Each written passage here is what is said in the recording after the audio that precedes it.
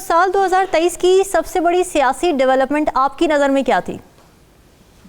बिस्मिल्लाहिर्रहमानिर्रहीम। मेरा ख्याल है कि सबसे बड़ी जो सियासी डेवलपमेंट थी वो यही थी कि एक पॉलिटिकल पार्टी ने इस अंदाज में रिएक्ट किया जो शायद पहले कभी किसी ने नहीं किया था। और सिर्फ पाकिस्तान के हवाले से नहीं, ऐसे वाकयात तो 9 मई के जैसे वाकयात आपको मगरिब में भी नहीं मिलेंगे, आपको कहीं मशरिक में भी नहीं मिलेंगे। ये अपनी जो नौयत का एक अनोखा वाकया था। और फिर साथ यह है कि एक न्यूक्लियर कंट्री में का मामला बड़ा जो सियासी अपसेट था।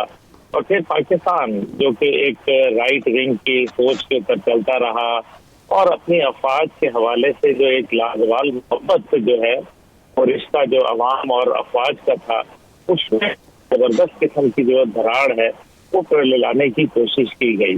और मैं समझता हूँ कि ये एक सियासी डेवलपमेंट है जिसको कभी भी आप मुस्तरद नहीं कर सकते। फिर हमने देखा कि पाकिस्तानी परचम की बेहुरमती की गई और ये बिल्कुल गैर मुनासिब अमल था। 14 अगस्त को जिस तरीके से लोगों ने पाकिस्तानी परचम की वीडियोस ही चाहे बनाने के लिए, अपने खेल तमाशे के लिए, लेकिन ये बात तो हुब्बुल वतनी के तकाज़ों से बिल्कुल जो है वो इत्तेफाक नहीं करती। उसकी बुनियाद के ऊपर फिर मैंने 1 किलोमीटर लंबा परचम जो है वो बनाया। अच्छा। और हमने जो है बाकायदा रावलपिंडी की शाहराहों के ऊपर उसको लहराया, अल्हम्दुलिल्लाह। लेकिन यहाँ मकसद अपना नहीं है बताना, यहाँ मकसद जो है वो ये है कि हुब्बुल वतन लोग अभी बहुत मौजूद हैं। और मैं समझता हूँ कि पाकिस्तानी सियासत के अंदर जो नफरत की जो एक फिजा है वो पैदा हो गई। और ठीक है, तलखियां हुआ करती थी, सियासी एक दूसरे के साथ इख्तिलाफ राय होता था। ये जो सियासत जिसके ऊपर मैं समझता हूँ कि इख्तियार की सियासत थी वो कहीं अब नहीं आती। तो ये एक बहुत बड़ा है, चाहे वो फलस्तीन का मामला है, चाहे वो मसला है। जो सियासी रहनुमा है उन्होंने इकट्ठे होकर नहीं दिखाया इन कौमी इश्यूज के ऊपर जिनकी बुनियाद थी। मईशत के हवाले से साल 2023 कैसा रहा और जो पॉलिसीज बन गई, जैसे SIFC की बात हो रही है, उसकी सस्टेनेंस कितनी इंपॉर्टेंट है और कितनी पॉसिबल है एक डेमोक्रेटिक गवर्नमेंट के लिए? देखिए, जहाँ तक मईशत का ताल्लुक है, मईशत का तो बहुत अच्छे तरीके से नजम साकिब साहब ने बड़ा वजाहतन बता दिया। लेकिन उसके अंदर जो इशू आ रहा है कि वो आम आदमी तक उसका फायदा नहीं पहुंच रहा। exactly. और वो एडमिनिस्ट्रेटिव इशूज हैं। तो एडमिनिस्ट्रेटिव इशूज को दुरुस्त करना जो है यकीनन वो रियासत की जिम्मेदारी होती है। हमने पहले भी फौज को देखा कि वो एक पेज के ऊपर थे और PTI की हुकूमत में उन्होंने कहा कि हम एक पेज के ऊपर हैं, लेकिन उसके बावजूद उस वक्त के वजीर आजम कहते हुए नजर आए कि मैं माफिया के सामने मजबूर हूँ। तो फिर इसका मतलब यह है कि पॉलिटिकल अहम है, पॉलिटिकल विल नहीं थी, वरना इदारा वही मौजूद है, वही जो, और बल्कि मेरे ख्याल में बड़ी सपोर्ट थी उस वक्त भी। लेकिन उसके बाद नजर यह आया कि जो आज निगरान काबीना आई जिसके ऊपर कोई पॉलिटिकल उस तरह से प्रेशर नहीं है, नतीजा ये हुआ कि वो माफियाज को जितने भी इस किस्म के स्मगलर्स थे और मनीषात फरोश थे, देखे ना 2017 के बाद कोई ग्रैंड ऑपरेशन हुए नहीं मनीषात फरोशों के खिलाफ।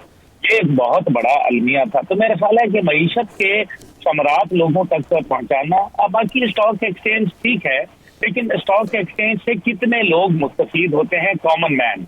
ये स्टॉक एक्सचेंज जो है ये बड़े लोगों का खेल करता है। आम आदमी को तो अपनी रोजगार और रोटी से मसला है। वो आप देख लें कि अफरात ज़र में जो बेपनाह इजाफा, वो यकीनन उनके लिए लम्हा फिक्रिया है। और फिर ये मुख्तलिफ किस्म के फार्मूले जो है वो बनाए गए। और फिर हमने ये भी देखा है कि शाहदार साहब ने कहा कि मैं आ रहा हूँ, और फिर उनके वजह से जो ताखीर हुई और तातुल हुआ, नतीजा ये हुआ कि डॉलर एक बहुत बड़ी उड़ान के ऊपर जा पहुंचा।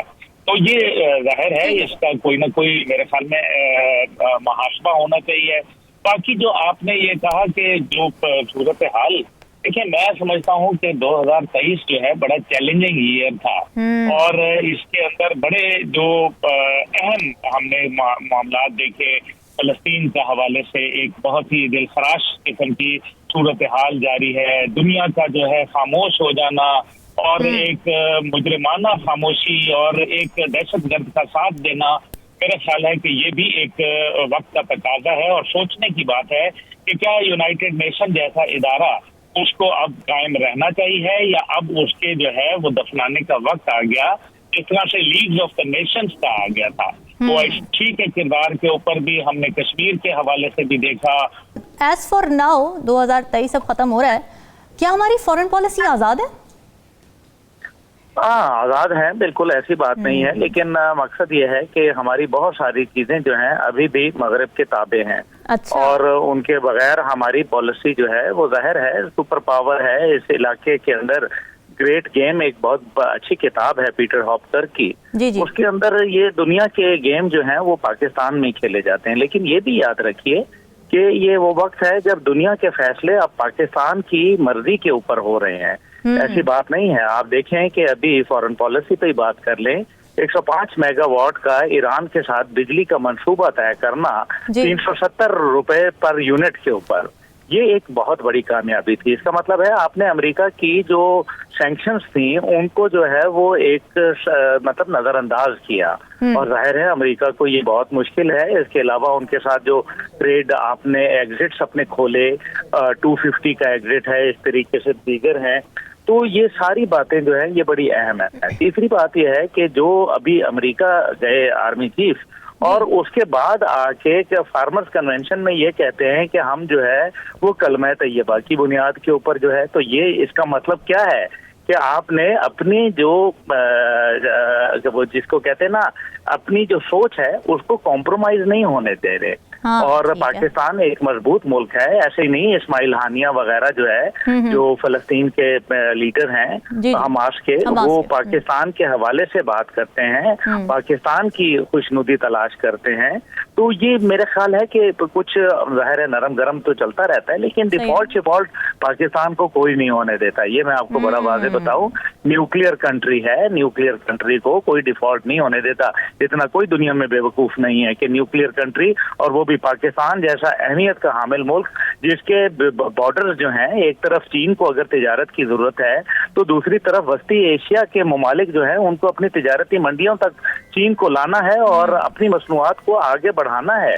और वो गर्म पानी जो है वो हमारे पास मौजूद है अल्हम्दुलिल्लाह, और उसकी सारी उसी चक्कर के अंदर जो है वो आपने देखा कि ये जितनी भी दहशत गर्दी है इसके पीछे जो है वो ये मामलात हैं। तो बहरहाल मैं वो तो एक लंबी उसके अंदर बहस हो जाएगी, लेकिन मैं आपको सिर्फ ये बता दूं कि पाकिस्तान को अपनी फॉरेन पॉलिसी में, जो लास्ट हम सेगमेंट में बात कर रहे थे, हमें अपनी फॉरेन पॉलिसी में ईरान को शामिल करना है। अच्छा। आपकी तकरीबन पहले साल की जो मईशत है वो तकरीबन आपको $15 बिलियन का आप जो है अहदाफ हासिल कर सकते हैं। ईरान से सस्ती गैस, तेल और जो बिजली है वो आप लेंगे तो इससे मुल्की मसनूआत जो है, पहली बात यह है कि उनकी प्रोडक्शन सस्ती हो जाएगी। दूसरी बात यह है कि वो बार्टर ट्रेड होगा,